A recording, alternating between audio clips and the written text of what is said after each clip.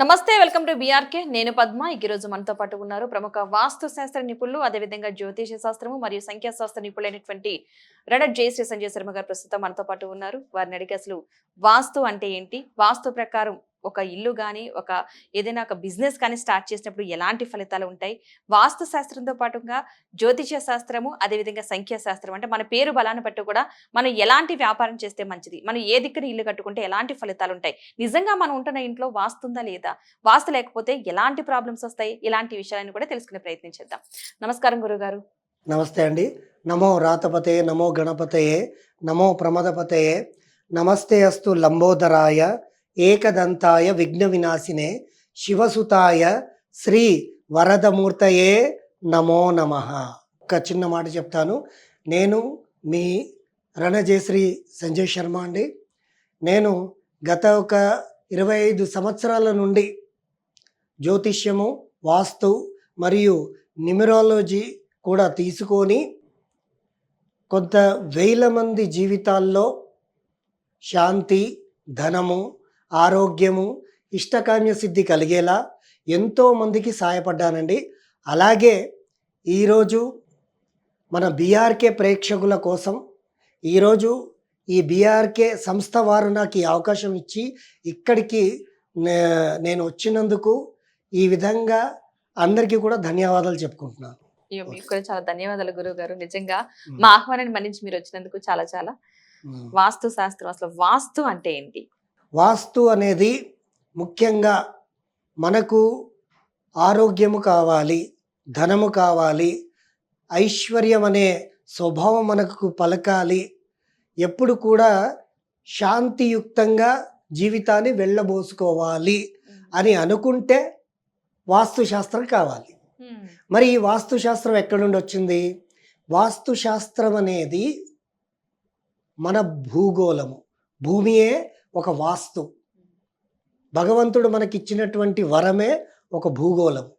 ఈ భూగోళం అనేది 360 డిగ్రీస్లో అమర్చబడి ఉంది.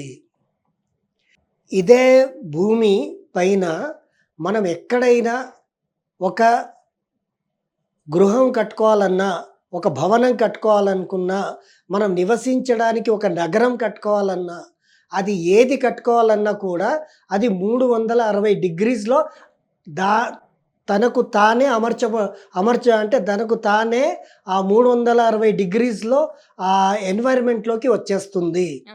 ఎలా వచ్చేస్తుంది అనేది మనకు సృష్టి మొదలైనప్పటి నుండి కూడా మనకి ఇవన్నీ లెక్కలో ఉన్నాయి. అయితే మనకు 4 యుగాలు ఉన్నాయండి. కృత, త్రేత, ద్వాపర యుగాలు ఉన్నాయి. ఈ కృత, త్రేత, ద్వాపర కలియుగంలో మనకు వాస్తుశాస్త్రం అనేది ముందు నుండి కూడా దీన్ని ఋషులు కానీ శాస్త్రాలను బట్టి ఎన్నో నిర్మాణాలు కానీ జరుగుతూ వస్తున్నాయి. అందులో మనకు సమరంగణ సూత్రధారం, తర్వాత మయమతం, తర్వాత గరుడ పురాణం, అగ్ని పురాణం, వాయు పురాణం, ఇట్లా ఇన్ని శాస్త్రాలలో వాస్తు అనేది అమర్చబడి ఉంది. అలాగే మనకు త్రేత అంటే రామాయణం జరిగింది. రామాయణంలో కూడా లంక నిర్మాణం అనేది కూడా వాస్తుయుక్తంగా జరిగింది అనేది ఉంది. అలాగే ద్వాపర యుగం గురించి ఒక విషయం చెప్తాను. మంచి విషయం ఏమిటి అంటే, సాక్షాత్తు శ్రీకృష్ణ పరమాత్ముడు కుచేలుడికి ఒక నగరాన్ని వాస్తుయుక్తంగా నిర్మించి ఆయనకి ఇచ్చాడు. ఏ విధంగా ఇచ్చాడంటే, కుచేలుడు ఎన్నో ఇబ్బందులు పడి అసలు కృష్ణుణ్ణి నేను కలవలేనన్న భావనతో నాకున్నటువంటి ఈ కటిక దారిద్ర్యము అయినటువంటి బ్రాహ్మణుణ్ణి నేను ఆ రాజ ఆసనంలో ఉన్నటువంటి ఆ శ్రీకృష్ణ పరమాత్ముణ్ణి నేను ఎలా కలవగలను? అంతటి రాజ్య భటులు, అంతటి సైన్యము నన్ను ఎలా ఆయన దగ్గరికి రానివ్వగలుగుతుంది అన్న భావంతో ఆయన వదిలేయకుండా కర్మానుసారం ఒక్కసారి ప్రయత్నం చేస్తే పోయేదేముంది అని ఆలోచించి కర్మను ఏ విధంగా వెళ్ళబోసుకున్నాడంటే, అదే మనకు భగవద్గీత శ్లోకంలో కూడా ఉంది. కర్మణ్యేవాధికారస్తే మా ఫలేషు కదాచన మా కర్మఫల హేతుర్భు మాతే సంగోత్సవ కర్మని. అంటే ఈ శ్లోకాన్ని ఆనాడు కుచేలుడుతో పాటు ఈనాడు ఏ మానవుడు కూడా ఈ శ్లోకాన్ని కనుక పాటిస్తే అన్ని సాధించగలుగుతాడు.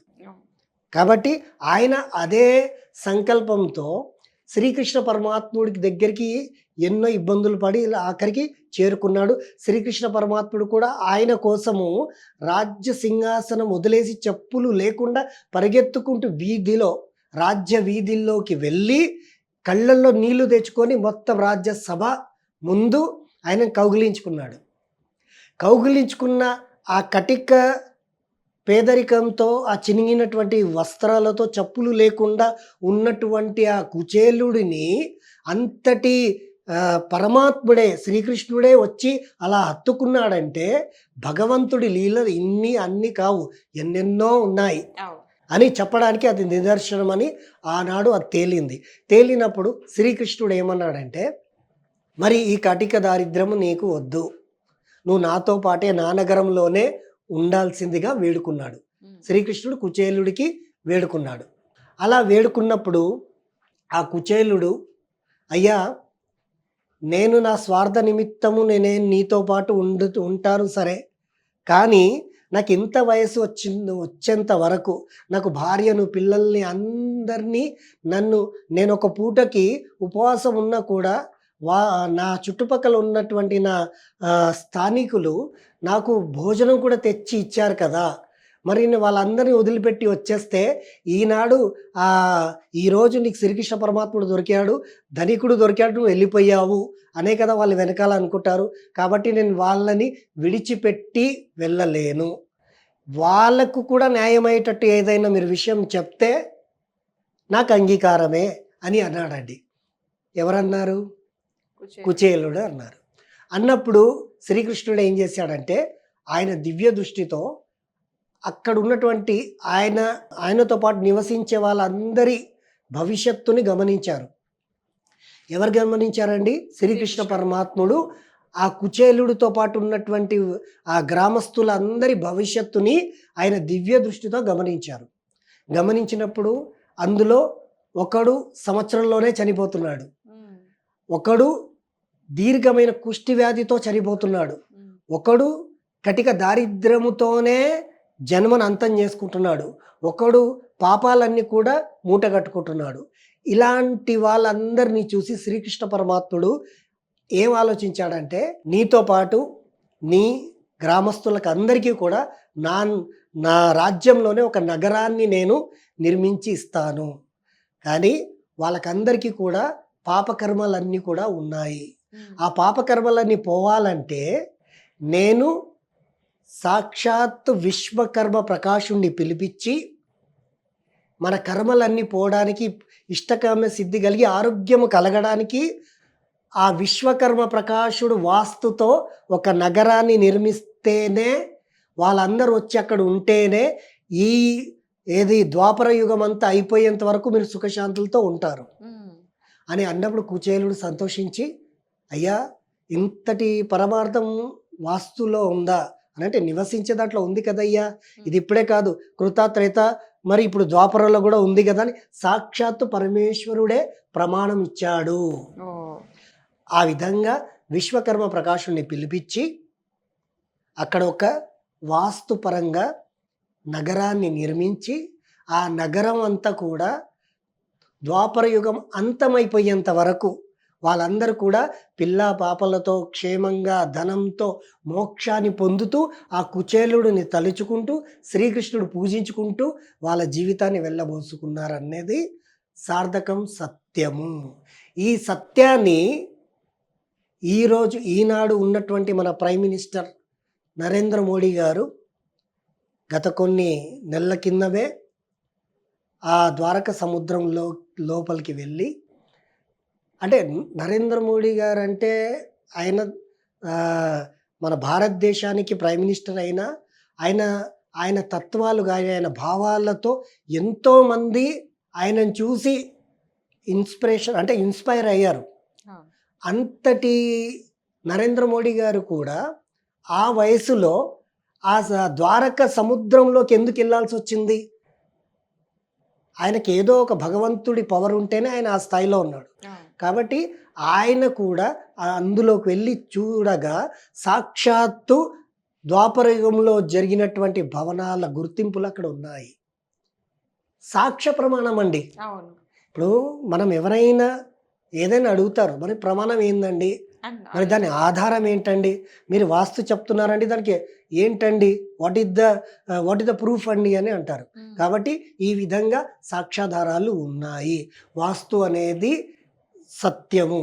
మనకు సరే ఆ ద్వాపర యుగం అయిపోయింది స్వామి శర్మ గారు, మరి ఇప్పుడేంటి మనం కలియుగంలో ఉన్నాం కదా అని ఒక మాట అనుకోవచ్చు. అనంత పద్మనాభ స్వామి లేరా అండి? సాక్షాత్తు వాస్తుతో నిర్మించబడినటువంటి దేవస్థానము తిరుమల తిరుపతి దేవస్థానము.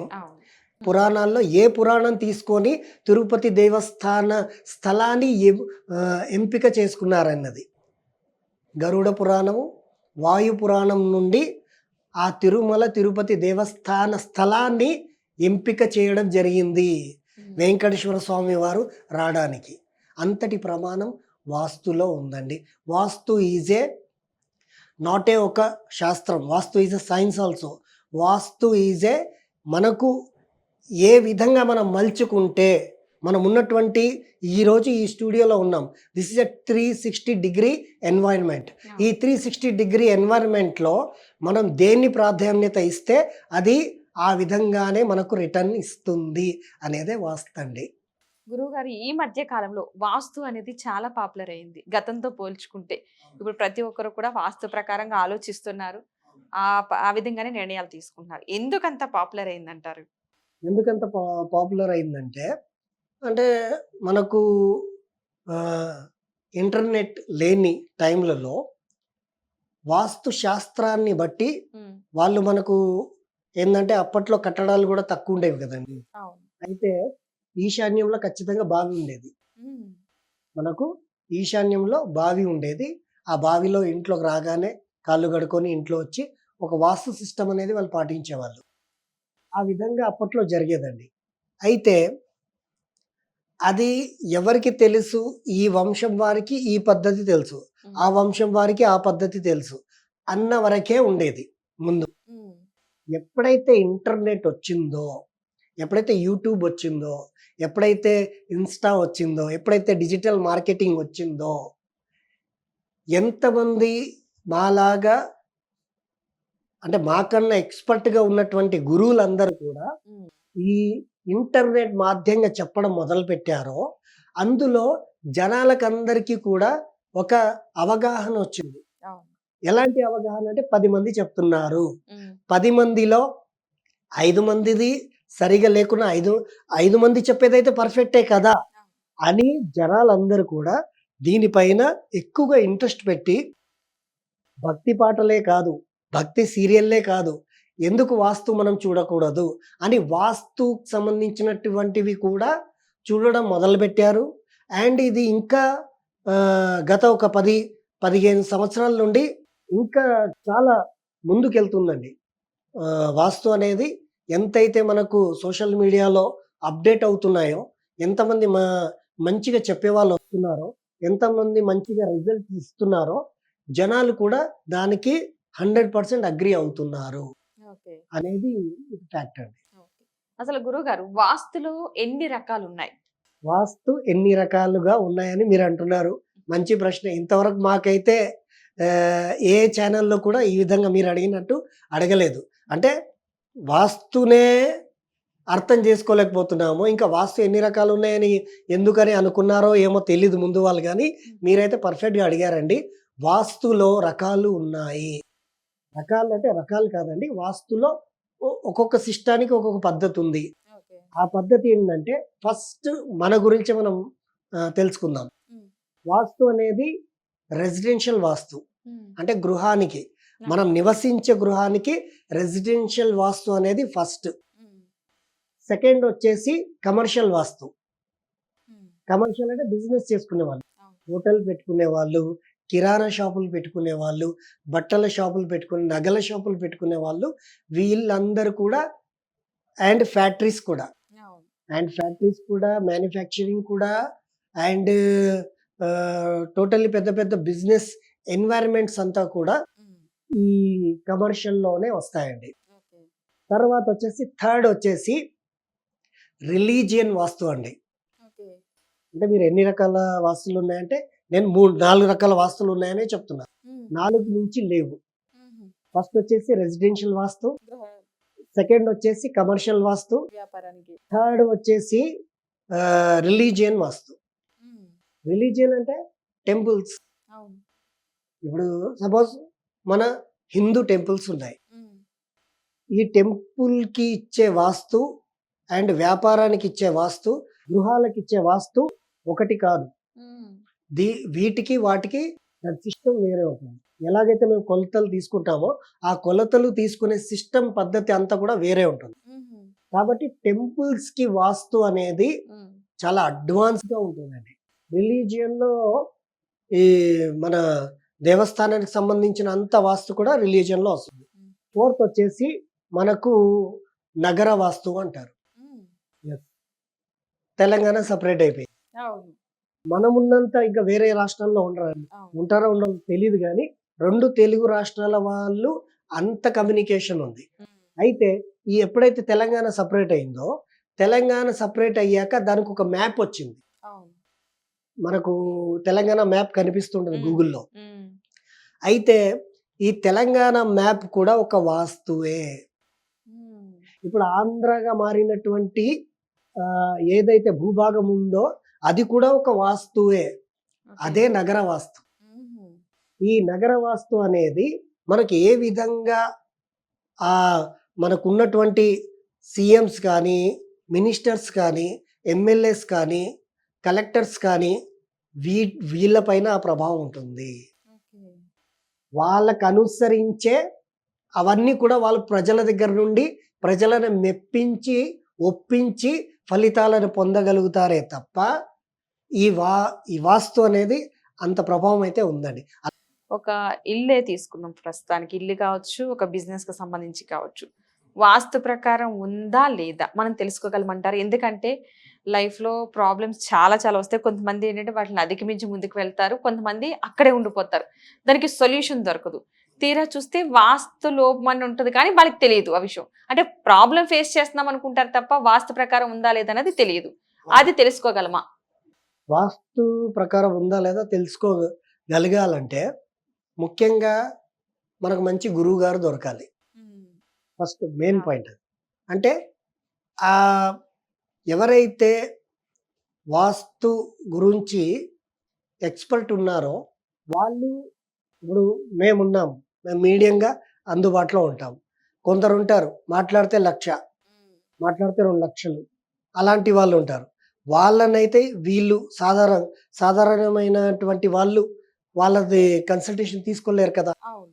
కాబట్టి మనకు అందుబాటులో ఉండి, మనకు అనుకూలంగా మన స్తోమతలో ఉండే వాస్తు ఎక్స్‌పర్ట్‌ని మనము కన్సల్ట్ అయ్యి, ఆయన ద్వారా ఖచ్చితంగా ఆ వాస్తు గురించి తెలుసుకొని ముందడుగేస్తే ఎలాంటి ఇబ్బందులు ఉండవండి. ఓకే. సాధారణంగా వాస్తులో జరిగే తప్పులేంటి? ఓకే. రైట్ అండి. వాస్తులో ఫస్ట్ జరిగే తప్పేంటంటే, ఇల్లు కొనడానికి వెళ్ళేటప్పుడు వేసే ఫస్ట్ స్టెప్పే తప్పండి. ఓకే. ఎలా అంటే, ఇల్లు కొనేటప్పుడు ఎవ్వరైనా సరే ఒక ఎక్సైటింగ్ మూడ్‌లో ఉంటారు.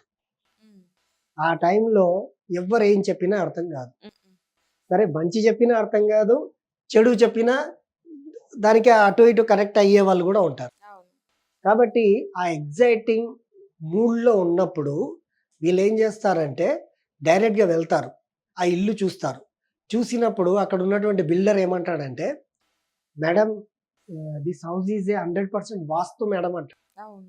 వాస్తు గురించి ఎవరైతే అమ్మేవాళ్ళు ఉన్నారో బిల్డింగ్‌లో కన్‌స్ట్రక్షన్ చేసి అమ్మేవాళ్ళు ఎవరైతే ఉన్నారో వాళ్ళకు వాస్తు గురించి ఏబీసీడీ కూడా తెలీదండి. ఇది నేను ఈరోజు మన ఛానల్ మాధ్యంగా చెప్తున్నాను. ఎందుకు చెప్తున్నానంటే నేను చెప్పినందుకు నేను ప్రూఫ్ కూడా ఇస్తా. ఈస్ట్ ఇల్లు అండి అని ఇల్లు అమ్మేసాడండి మా క్లయింట్‌కే. Okay. East facing east entry అని ఇల్లు అమ్మేశాడు. అమ్మేసిన 2 సంవత్సరాల తర్వాత వాళ్ళకి ప్రాబ్లమ్స్ పెరిగాయి. నాకు కన్సల్ట్ అయ్యారు, పిలిచారు. సార్ మాది ఈస్ట్ ఫేసింగ్ అండి అని పిలిచారు. వెళ్ళి నేను చూస్తే అది ఈస్ట్ ఫేసింగ్‌లో ఉన్నటువంటి డోరు. కానీ వాళ్ళ ఇంట్లో ఎంట్రీ మాత్రం సౌత్ ఈస్ట్‌లో ఉందండి. ఓకే. సపోజ్ మేడం మనం ఇలాగే కూర్చున్నాం. ఇది డోర్ అనుకోండి. ఇది ఈస్ట్ అని అమ్మేశారు వాళ్ళు. ఈ దాంట్లోకి రావడానికి కారిడార్‌లో నుండి వాళ్ళు ఎంటర్ అవ్వాలి. ఆ కారిడార్ కూడా వాళ్ళదే. అక్కడ నుండి ఆ కారిడార్‌లో మొదలై ఎంత ఎక్సెప్టివ్ ఉందో అంతా కూడా వీళ్ళ ప్రాపర్టీయే. ఓకే. మన ప్రాపర్టీలో ఎప్పుడైతే మనం అడుగు పెడతామో దట్ ఈస్ ఏ ఎంట్రీ అన్నమాట. Not a east, north, west అనేది కాదండి. ఫస్ట్ ఎంట్రీ ఏదొస్తది? ఇప్పుడు మనకు మెయిన్ గేట్ అంటాం. అవును. మెయిన్ గేట్ అనేది అపార్ట్మెంట్‌లో ఉంటుంది. ఆ అపార్ట్మెంట్‌లో ఉన్నటువంటి ఉత్తరం మెయిన్ గేట్‌లో నుండి మనం ఎంట్రీ అవుతాం గదా! That is A first entry. తర్వాత మన ఇంట్లోకెళ్ళిన తర్వాత మన ప్రాపర్టీ ఉంటుంది. మన పేరుతో రిజిస్టర్ అయ్యి ఉంటుంది. ఆ రిజిస్టర్ అయిన ప్రాపర్టీలో మనం ఫస్ట్ స్టెప్ ఎక్కడ పెడుతున్నామో that is a first entry. మరి వాళ్ళు ఇన్ని 2 సంవత్సరాల నుండి మోసపోయి ఉన్నారు కదండీ! అవును. సో, అంటే మనం తెలియకుండా మన డోర్ ఏదో అది కూడా కన్ఫర్మ్ చేసుకోకుండా అవును. మనం కొనేస్తున్నాం. అండ్ వాళ్ళ మాటలు నమ్ముతున్నాం. ఎవరి మాటలు నమ్ముతున్నాం ముందంటే ఎవరైతే అమ్ముతున్నాడో అవును. అతని మాటలు. ఎవరైతే అమ్ముతున్నాడో అతను ఇచ్చినటువంటి ఆర్కిటెక్ట్ ఆయన ఇచ్చినటువంటి మాటలు నమ్ముతున్నారు. But architect and builder is a not a vastu consultant. Vastu కన్సల్టెంట్‌కి వీళ్ళకి భూమికి ఆకాశంకి ఉన్నంత తేడా ఉంటుందండి. చాలా మంది ఈ మధ్య కాలంలో హ్మ్. అపార్ట్మెంట్స్ లో హౌసెస్ తీసేసుకుని ఫ్లాట్ల కింద కొంటున్నారు. అవునండి. అవి వాస్తు ప్రకారం ఉన్నాయా అంటే మెయిన్ గేట్ మీరు అన్నట్టు హ్మ్. అక్కడి నుంచి స్టార్ట్ బానే ఉంటుంది. హ్మ్. వాళ్ళు ఎక్కేసరికి స్టెప్స్ ఒకరికేమో అక్కడ పక్క పక్కనే ఇవ్వడం డోర్. అవునండి. అవును. ఇందులోకి వెళ్ళే వాళ్ళది అదే, అవునండి. అందులోకి వెళ్ళే వాళ్ళకి అదే. అవునండి. ఇంతే ప్లేస్ ఉంటుంది. అయితే అప్ స్టెప్స్ లేదంటే డౌన్ స్టెప్స్ ఉంటాయి. హ్మ్. సో అలా ఉన్నప్పుడు తీసుకోవచ్చు అంటారా? అది నిజంగా వాస్తు ప్రకారమే అంటారా? అదే అది కూడా కన్‌ఫ్యూజన్ అండి. హ్మ్. కొనేవాళ్ళు కన్‌ఫ్యూజ్ అవుతున్నటువంటి స్టెప్ ఏదైనా ఉందంటే అపార్ట్మెంట్ కల్చరల్ లైఫ్ అండి. హ్మ్.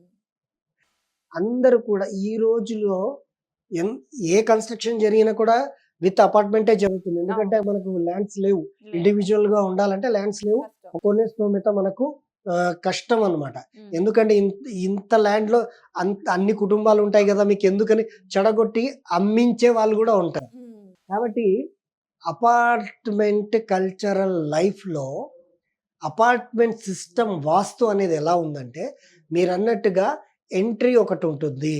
ఎంట్రీ ఎళ్ళిన తర్వాత స్టెప్స్ అనేది ఎప్పుడు కూడా మన డోర్‌కి ఎదురుంగా స్టెప్స్ ఉండకూడదు.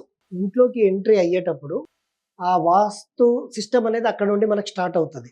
బట్ మనం ఉంటున్నటువంటి అపార్ట్మెంట్ పేరు ఏదైతే ఉంటుందో, ఆ ఇంట్లో మెయిన్ గేట్ ఏదైతే ఉంటుందో, అంటే ఆ అపార్ట్మెంట్‌లో మెయిన్ గేట్, మెయిన్ స్టెప్స్ ఇవన్నీ కూడా మనకు వాస్తులో ఇంక్లూడింగ్ ఖచ్చితంగా అవుతాయి.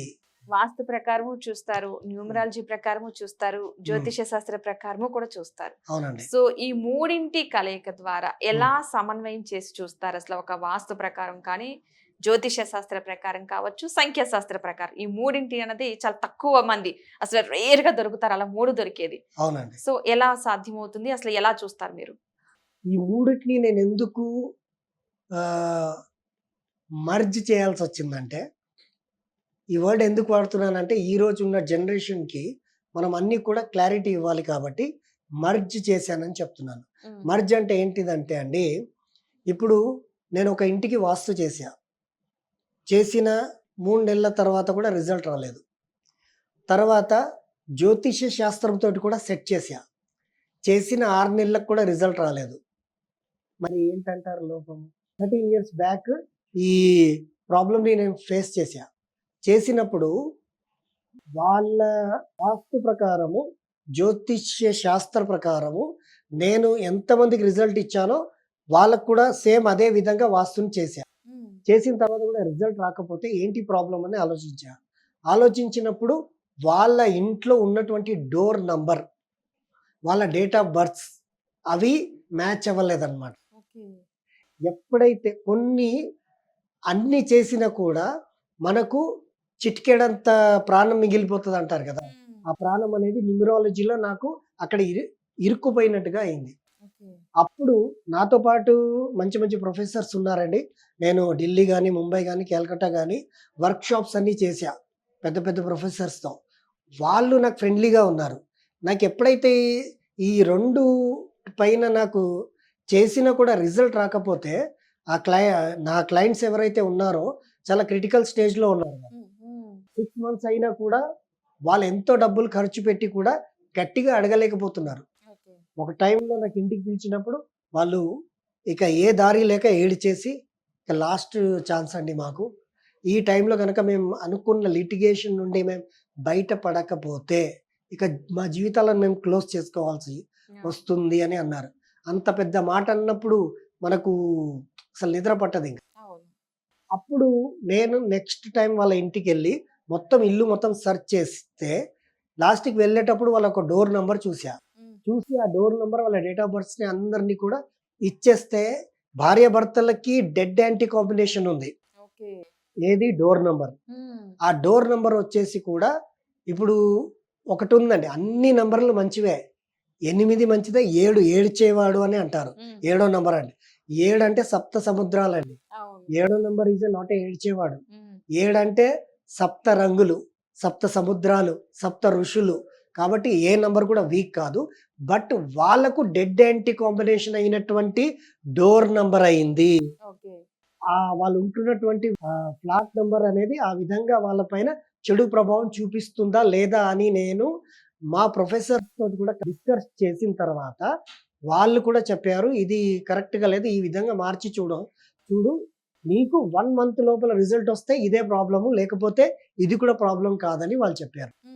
చెప్పినప్పుడు వాళ్ళు చెప్పిన విధంగానే నేను ఆ డోర్ నంబర్ అనేది ఆ విధంగా దాన్ని బ్యాలెన్స్ చేశా. ఎందుకంటే మనం మార్చలేం గదా! నా దగ్గర ఉన్నటువంటి ఒక బెస్ట్ క్వాలిటీ ఏందంటే, నేను వాస్తుని ఎలాంటి పగలగొట్టడాలు లేకుండా, ఎలాంటి డ్యామేజ్ లేకుండా, డిమాలిష్ లేకుండా వాస్తుని నేను చేస్తా. ఇంతకుముందు ఎంతోమంది ఈ పగలగొట్టడాలకి భయపడ్డారు. సో, ఎన్నో ఇబ్బందులు పడ్డారు.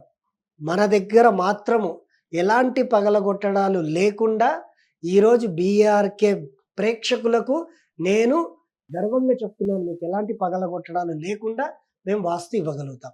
అదే విధంగా ఈ మూడిటిని నేను ఎలా సమన్వయం చేయాల్సొచ్చిందంటే, ఈ న్యూమరాలజీలో ఇంత బలముందా అని తెలుసుకొని, అప్పటి నుండి నేను న్యూమరాలజీని కూడా నా ప్రొఫెషన్‌లో నా ఒక బెస్ట్ ప్రొఫెషన్‌గా తీసుకున్నాక, నేను ముందు 100లో ఒక 70% వరకు రిజల్ట్ ఇచ్చేవాడిని.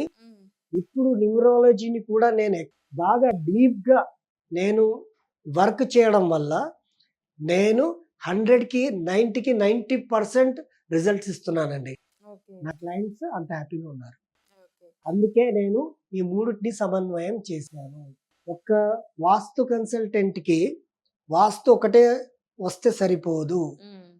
ఆయనకి జ్యోతిష్యం రావాలి. జ్యోతిష్యంలో కూడా ఒక జ్యోతిష్యం ఉండదు.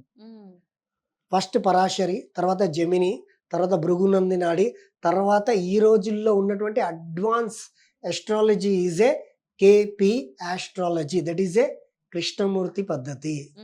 ఈ కృష్ణమూర్తి పద్ధతి ఆస్ట్రాలజీ అనేది ఇదే స్పాట్‌లో ట్విన్స్ పుడితే 1 మినిట్ గ్యాప్ ఉన్నా ఇతను ఏమవుతాడనేది క్లియర్‌గా చెప్పేస్తాడు. అంత అడ్వాన్స్ థియరీ అనేది కేపీ ఆస్ట్రాలజీలో ఉంది. అందుకే కేపీ ఆస్ట్రాలజీ రావాలి, భృగునంది నాడి రావాలి, జెమిని రావాలి, Parashari is a god of the astrology.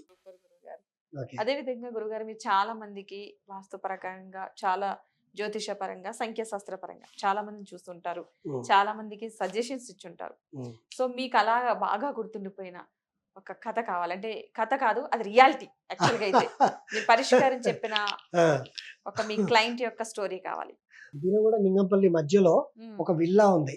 1.5 అంటే 1,50,00,000 లాక్స్‌లో వాళ్ళు విల్లా కొన్నాడాయన. ఆ విల్లా కొనడానికి ఆయన చేసినటువంటి అప్పు ఎంత అంటే 2 CR అండి. 2 CR అప్పు చేశాడు.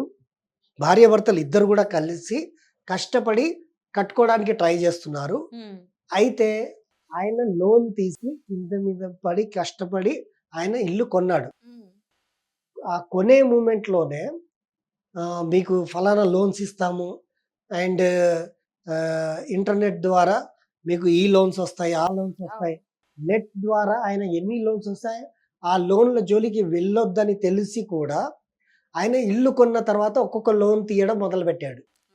ఉమ్, మొదలుపెట్టింది దేనికంటే, ఆ లోన్ తొందరగా తీర్చాలి అంటే ఏం చేయాలన్న ఆలోచనతో ఆయనకి సోషల్ మీడియాలో ఈ విధంగా మీరు లోన్స్ తీసుకోండి.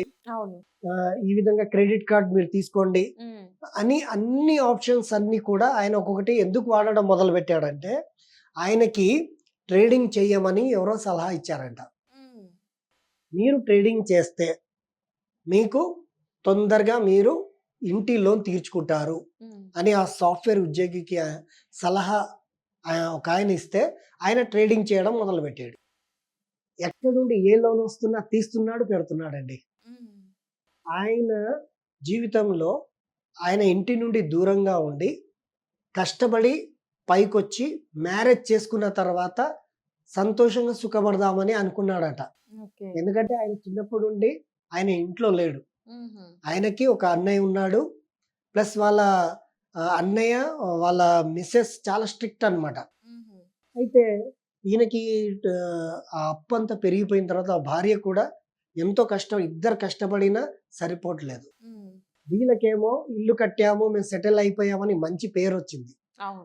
ఎన్నో సంవత్సరాలుగా దూరం ఉన్నటువంటి వ్యక్తి వాళ్ళ కుటుంబాలకు అందరిని పిలుచుకొని అన్నయ్య పిల్లల్ని అందరూ కూడా వస్తూ వెళ్తున్నారు. అదే. ఆ మూమెంట్‌లో వాళ్ళ వదినతో కూడా కొంచెం డిస్కషన్ జరిగిందట. ఉహు, జరిగినప్పుడు కూడా అదొక ఫీలింగ్ ఆయనకుంది. ఇప్పుడు అప్పు పెరిగిపోయింది. ఇల్లు ఒకటే దారుంది. ఉమ్, అండ్ ఏం చేస్తే ఈ ప్రాబ్లమ్ సాల్వ్ అవుతది? ఇదేమో ఎంత కష్టపడినా మా సాలరీలు పెరగవు. ఉమ్, మమ్మల్ని మేము అమ్ముకున్నా అంత డబ్బులు రావే అన్న బాధపడుతున్నాడాయన. ఓకే. అన్న సిట్యుయేషన్ నాకు చెప్పాడు. ఉమ్, చెప్పినప్పుడు ఈ స్టోరీ అంతా నాకు ఆయనకు జరిగిన కథ అంతా నాకు చెప్పాడు. ఉమ్, చెప్పి శర్మ గారు మాకు ఒకటే ఒక దారి ఉందండి. ఈ ఇల్లుని మేము మా వాళ్ళకి తెలియకుండా అమ్మి మాకున్నటువంటి మేము చేసినటువంటి తప్పులన్నీ కూడా మేము సరిదిద్దుకోవడానికి ఇల్లు ఒకటే మార్గం ఉంది. ఉమ్, ఇది అమ్మితే మేము బతుకుతాం. లేదంటే మా భార్య, నేను ఇద్దరం కూడా విషం తాగి చచ్చిపోతామండి అని అన్నా. అయ్యో. నాకు ఫ్రాంక్‌గా నా ముందు జరిగినటువంటి విషయం ఇది. అయ్యో. అని అన్నప్పుడు, మరి ఎందుకంటే ఇల్లు అమ్మేయొచ్చు కదా! కట్టేయొచ్చు కదా! అని అంటే, కరెక్టే అండి. ఆ ప్రైస్ రాట్లేదు. కనీసం మార్కెట్ ప్రైస్ కూడా రాట్లేదు. ఉమ్, అండ్ వాళ్ళు ఉన్నటువంటి విల్లాలో ఒక రాజకీయం ఉంది. ఉమ్, బయటి వాళ్ళను కొననీయకుండా చేస్తున్నారు. బయటి వాళ్ళను ఎక్కువ ప్రైస్‌లో కొననీయకుండా చేసి, వీళ్ళే ట్రాప్ చేసి, ఉహు, వీళ్ళకొక సర్కిల్, ఒక రౌడీయిజం లాగా, ఒక రాజకీయం లాగా దాన్ని తిప్పుతున్నారండి. ఉమ్, ఇదొక మెంటల్ హెరాస్మెంట్ టెన్షన్ మాకు పెరిగిపోయింది. అక్కడి నుండేమో అప్పులు పెరిగిపోతున్నాయి. మరి ఇక లాస్ట్ దారేముంది? ఇక మాకు మా వల్ల కాదన్నందుకే మేము ఈ మాట అన్నామే తప్ప, మేమలా ఇచ్చేయాలనైతే అనుకోలేదండి. ఓకే. శర్మ గారు, మీరేం చేయమంటే చేస్తాం. మా దగ్గర ఒక మాసమో, తులమో డబ్బులున్నాయి. అవన్నీ పెట్టేస్తాం. మీరెంత డబ్బులు అడుగుతారో ఇచ్చేస్తాం. అది సక్సెస్ అయిందనుకోండి, జీవితాంతం మీ రుణం మేము మర్చిపోం.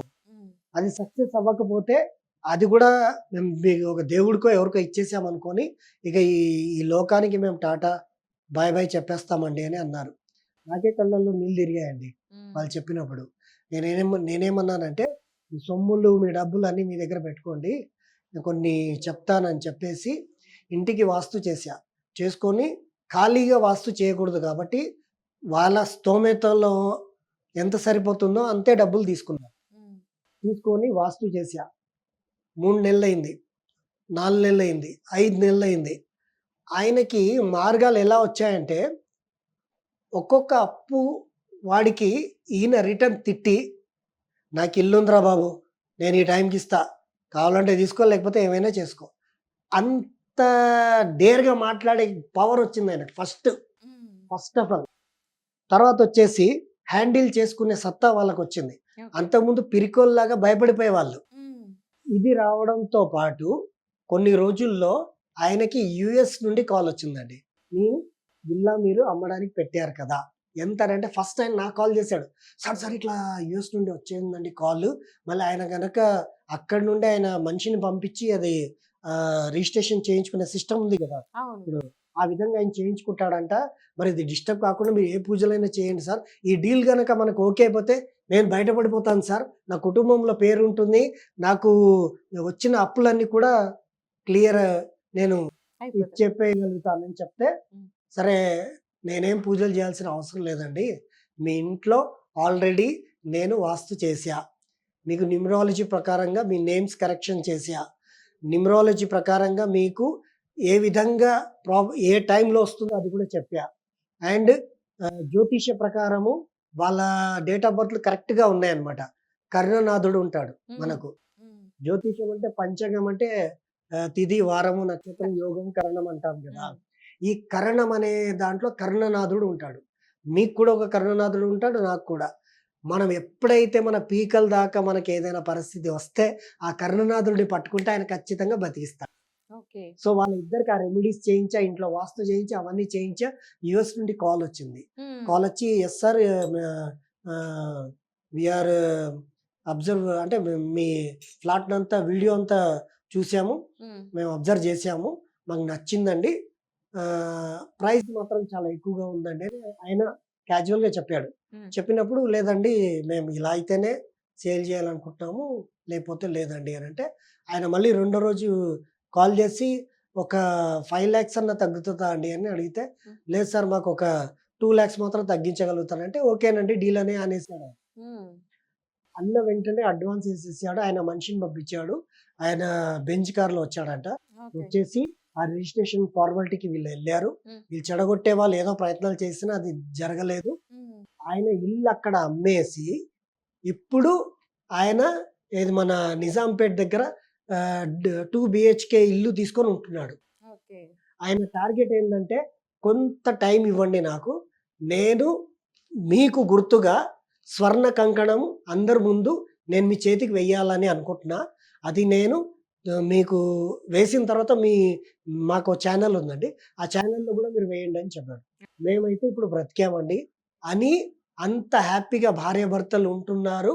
ఇది జరిగినటువంటి సత్యం అండి, ఓకే. ఇది ఫ్యాక్ట్ అండి. సూపర్ గురుగారు, చాలా అదే మంచిగా వాళ్ళ లైఫ్ ని సేవ్ చేశారు. అది అదే విధంగా ఎవరైనా సరే మీ దగ్గరికి ఒక వాస్తు చూపించుకోవడం కానీ, జ్యోతిష్యం అండ్ సంఖ్య న్యూమరాలజీ ప్రకారం ఏదైనా ఒక చూపించుకోవడానికి వస్తే వాస్తు ప్రకారం తీసుకుంటే ఎన్ని రోజుల్లో రిజల్ట్ వస్తుందంటారు? ఎందుకంటే ప్రతి ఒక్కరు అడిగే క్వశ్చన్ అదే ఉంటది. ఎందుకంటే ఇప్పుడు డాక్టర్ దగ్గరికి వెళ్ళినా సరే అంటూ ఉంటారు, ఎన్ని రోజులు నాకు తగ్గుతుంది, ఎన్ని రోజుల్లో క్యూర్ అవుతుంది, ఎన్ని రోజుల్లో లేచి నడుస్తాను, రిజల్ట్ ఎన్ని రోజులు వచ్చే అవకాశం ఉందంటారు? Right madam. అయితే యాక్చువల్లీ వాస్తు అంటే 360 డిగ్రీ ఎన్వైరన్మెంట్ అని నేను చెప్పాను. ఈ 360 డిగ్రీ ఎన్వైరన్మెంట్ లో ఏమున్నాయంటే మనకు దిశలు ఉన్నాయి. North north north east, north east, east north east, and east, and east south east, south east, south south east, south south south west, south west, west south west, south west, west west north west, and north west, north north west, ఇన్ని దిశలు ఉన్నాయి 360 degree environment. ఇందులో పరమేశ్వరుడి అనుగ్రహంతో అంగదుడు అనే రాక్షసుడు పరమేశ్వరుడు ఇద్దరి యుద్ధం చేసినప్పుడు వారి శరీరం నుండి జారి పడినటువంటి చెమట చుక్కలు భూమిపైన పడి అందులో 12 అసురులు 33 దేవతలు పుట్టారు. ఆ పరమేశ్వరుడి ఒక్క శరీరంలో నుండి పడినటువంటి బిందువులు అండ్ అంగదుడు అనే రాక్షసురుడి ఒక శరీరం నుండి పడినటువంటి బిందువులు శరీరం పైన పడ్డప్పుడు ఒక భీకరమైనటువంటి శబ్దంతో ఒక వాస్తు పురుషుడు పుట్టాడు. ఆ వాస్తు పురుషుడు అన్ని పుట్టగానే అన్ని ప్రపంచంలో ఏమున్నాయి అన్ని మింగేస్తున్నాడట. అప్పుడు ప్రజలను కూడా మింగేస్తుంటే అందరూ బ్రహ్మదేవుడి దగ్గరికి వెళ్ళినప్పుడు ఈ సృష్టి నిర్మాణానికి కోసమై ఆ పరమేశ్వరుడు అంగదుడిలో నుండి పుట్టిన వ్యక్తియే ఈ వాస్తు పురుషుడు. మీ ఏ నిర్మాణం మీరు చేసుకున్నా ముందు ఈ వాస్తు పురుషుడిని పూజించాలి. అందుకే మనం గృహప్రవేశం చేసినప్పుడు వాస్తు పూజ చేస్తాం. అవును. భూమి పూజ చేసినప్పుడు భూమి పూజ చేసిన ఆ వాస్తు పురుషుడి అనుగ్రహాన్ని తీసుకుంటాం. అయితే 360 ఎన్వైరన్మెంట్స్, ఇన్ని దిక్కులు అండ్ వాస్తు పురుషుడు పైన 45 దేవతాస్ ఉన్నారు.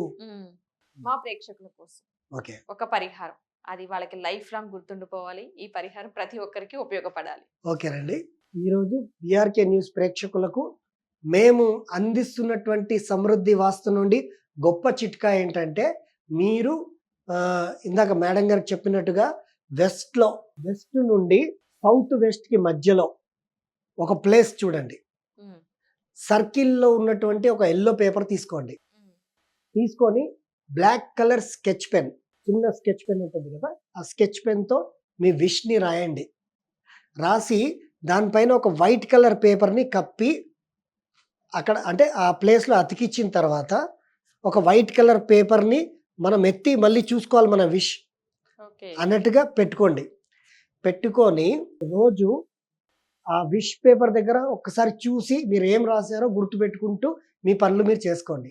41 డేస్లో మీకు గొప్ప రిజల్ట్ అనేది వస్తుందండి. ఇది ఫ్యాక్ట్. తర్వాత వచ్చేసి ఇంట్లో మనకు బ్యాడ్ ఎనర్జీ ఫస్ట్ పోవాలి.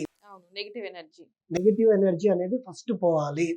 అంటే మనకు ముఖ్యంగా ఇంటిని శుద్ధి, అంటే ఫస్ట్ మనకు ప్రపంచంలో మొట్టమొదట శుద్ధి చేయడానికి వాడినటువంటి వస్తువు ఏదైనా ఉందంటే అది గోమూత్రం. ఈ గోమూత్రమును మీరు ఏం చేయండి అంటే, శుక్రవారం రోజున ఇంట్లో ఏదైతే మీరు క్లీనింగ్ చేస్తారో ఇల్లు మొత్తంలో వీలైతే 2 వేప ముక్కలు ఒక చెంబులో ఈ గోమూత్రము వాటర్ పోసి ఇల్లు మొత్తం చల్లేసిన తర్వాత, ప్రతి ఒక్కరికి తెలుసు ధూపం వేయడం తెలుసు, దీపం పెట్టడం తెలుసు, అందరం మాకే నేర్పించేంత ఇదిలో నేర్చుకున్నారు టీవీ ఛానల్స్ మాధ్యమంగా. అయితే ఫస్ట్ ఆఫ్ ఆల్ ఇది చేయండి. ఇంటిని శుద్ధి చేయకుండా ధూపం వేస్తే ఆ ధూపం అనేది మనకి ఇది కాదు. ఫస్ట్ గోమూత్రంలో ఈ మామిడాకులు ఒక 3 మామిడాకులన్నా దాంట్లో ముంచి, ఆ మామిడాకులు మీరు గురువారం రోజు రాత్రే ఒక రాగి చెంబులో గోమూత్రము అండ్ నీళ్లు ఫుల్లుగా పోసి పెట్టండి. పెట్టి ఆ నీళ్లను ఈశాన్యం నుండి మళ్ళీ ఈశాన్యం వచ్చేంత వరకు ఇంట్లో చల్లండి. బ్యాడ్ ఎనర్జీ అంతా కూడా ఫస్ట్ పోతుంది. పోయిన తర్వాత ఇక మీరు సాల్ట్లతోటి ఇచ్చేస్తారా, ఎలా దీపారాధన ఒకటి దక్షిణంలో చేయకూడదమ్మా. దక్షిణంలో యముడు ఉంటాడు. యమస్థానాన్ని ఎప్పుడు కూడా మనము యాక్టివేట్ చేయకూడదు. యమస్థానాన్ని ఎప్పుడు యాక్టివేట్ చేస్తారంటే, శ్మశానానికి ఒక వ్యక్తిని తీసుకెళ్లేటప్పుడు ఫస్ట్ అంటే దక్షిణం వైపు వెళ్ళి అప్పుడు శ్మశానానికి వెళ్తారనమాట. ఎందుకంటే భగవంతుడు అన్నిటికీ ఒక్కొక్క దిక్కులు పెట్టాడు, అన్ని పెట్టాడు. దక్షిణం అనేది ఆ ప్లేస్కి పెట్టాడు. కాబట్టి దక్షిణంలో దీపాలు అనేది పెట్టి మంత్రాలు చదివి అనవసరమైన ఇబ్బందులకు గురి అవ్వకూడదు. తర్వాత రెండో చిట్కా అర్థమైండొచ్చండి. ఫస్ట్ చిట్కా ఏంటంటే గోమూత్రంతో ఇల్లు శుద్ధి చేయండి. రెండోది ఏంటంటే విష్ పేపర్ రాయండి. ఎల్లో కలర్ సర్కిల్ పేపర్ తీసుకొని బ్లాక్ పెన్తో రాసి దాన్ని కప్పి పెట్టుకొని, మీకు ఇంట్లో 4 ఉంటే 4 కూడా రాసి పెట్టుకోండి. ఎవరి విష్ పేపర్ని వాళ్ళు చూస్తూ ఉండండి. 41 డేస్లో మీకు రిజల్ట్ వస్తుంది. లేదా ఇంకోటి చెప్తా, మీకు ల్యాంబర్గిని కార్ కావాలి అని అనుకోండి. అంటే కోరిక వాళ్ళ స్తోమతకు తగ్గట్టే ఉందనుకోండి. ఒక బెంజ్ కార్ కావాలని ఉందనుకోండి. ఆ బెంజ్ కార్ స్టిక్కర్ తీసుకొచ్చి ఆ సౌత్ వెస్ట్ అండ్ వెస్ట్ మధ్య గోడలో అతికించండి. రోజు ఆ కార్ని చూస్తూ ఉండండి. మీకు ఆ కార్కి సంబంధించినటువంటి ఎన్వైర్న్మెంట్ అంతా కూడా యూనివర్స్ మీ ముందుకు తీసుకొచ్చి పెడుతుంది. Is a fact. అది అందించేది 45 దేవతాస్లో పుష్పదంతుడు. ఆయన పేరుతో సహా చెప్తున్నాను నేను. ఎవరు అందిస్తారంటే ఆ పుష్పదంతుడు అందిస్తాడు. అండ్ మేము వాస్తు ట్రీట్మెంట్ చేసే పద్ధతి ఏంటంటే, ఈ 45 దేవతాస్ని మీకు ఏం కావాలో, మీ విష్ ఏంటో, ఏ దేవుణ్ణి యాక్టివేట్ చేస్తే మీ విష్ కంప్లీట్ అవుతుందో అది మేము ఆ దేవుణ్ణి ఎలా యాక్టివేట్ చేస్తామంటే, మీకు ఒక చిన్న ఎగ్జాంపుల్ చూపిస్తానండి. 45 దేవతాస్ ఉంటాయి.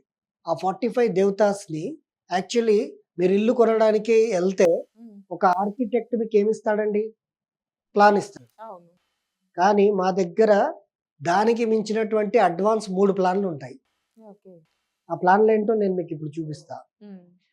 అయితే ఆ 45 దేవతాస్‌లో ఏ దేవతని మనం యాక్టివేట్ చేస్తే ఆ విష్ అనేది మనకు నెరవేరుతదనమాట. ఓకే. అయితే మనం బీఆర్‌కే ఛానల్స్ ప్రేక్షకులకు 3 చిట్కాలు చెప్తున్నాము. ఫస్ట్ అనేది ఇంటిని ఆ విధంగా శుద్ధం చేసుకోవాలి. తర్వాత విష్ పేపర్ రాయాలి. తర్వాత మూడోదొచ్చేసి మీకు కటిక దరిద్రం నడుస్తుందా? అష్టకష్టాలు పడుతున్నారా? మీకు తెలిసిన ఒక ఏది జ్యువెలరీ షాప్‌కెళ్ళి లేదా ఔసలి షాప్ ఉంటుంది కదండీ! అన్నీ మనకు ఏది గోల్డ్ స్మిత్ వాళ్ళు ఉంటారు కదా! వాళ్ళ దగ్గరికెళ్ళి ఒక కంసాలి వాళ్ళు. కంసాలి వాళ్ళు.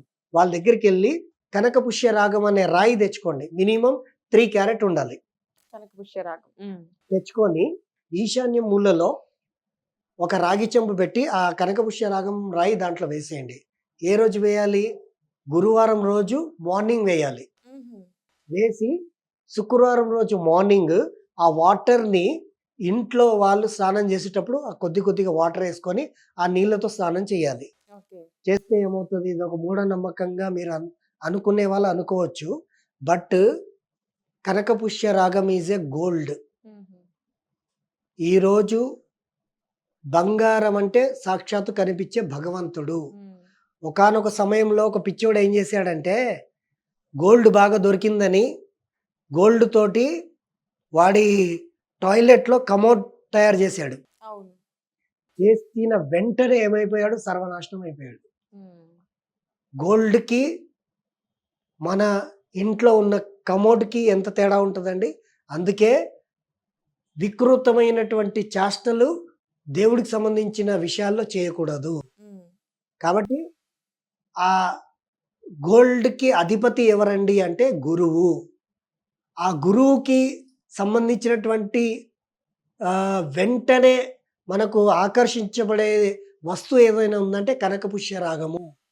ఈ కనకపుష్య రాగం గనక మీరు ఈశాన్యంలో పెట్టి, రాగి చెంబులో ఈశాన్యంలో పెట్టి, గురువారం రోజు రాత్రి ఉదయం పెట్టి, శుక్రవారం రోజు మార్నింగే ఈ నీళ్ళతో ఇంట్లో ఉన్న వాళ్ళందరూ కూడా స్నానం చేస్తే అలా ప్రతి వారం అంటే గురువారం అలా 5 వారాలు చేస్తే ఈ 5 వారాల్లో మీకు మంచి రిజల్ట్స్ వస్తాయి. అంటే ఎవరి జాతక రీత్యా అయినా సరే పర్వాలేదు, కనకపుష్య రాగం వాడొచ్చు. ఆ నీళ్ళతో స్నానం చేయొచ్చు. సరిపోతుంది. శుభాలు అనేవి జరుగుతాయి. దాంట్లో ఎలాంటి సందేహం లేదండి. చాలా గొప్పగా వివరించారు గురుగారు. నిజంగా చాలా చాలా గొప్పగా అనిపించింది. ధన్యవాదాలు. థ్యాంక్ యూ అండి.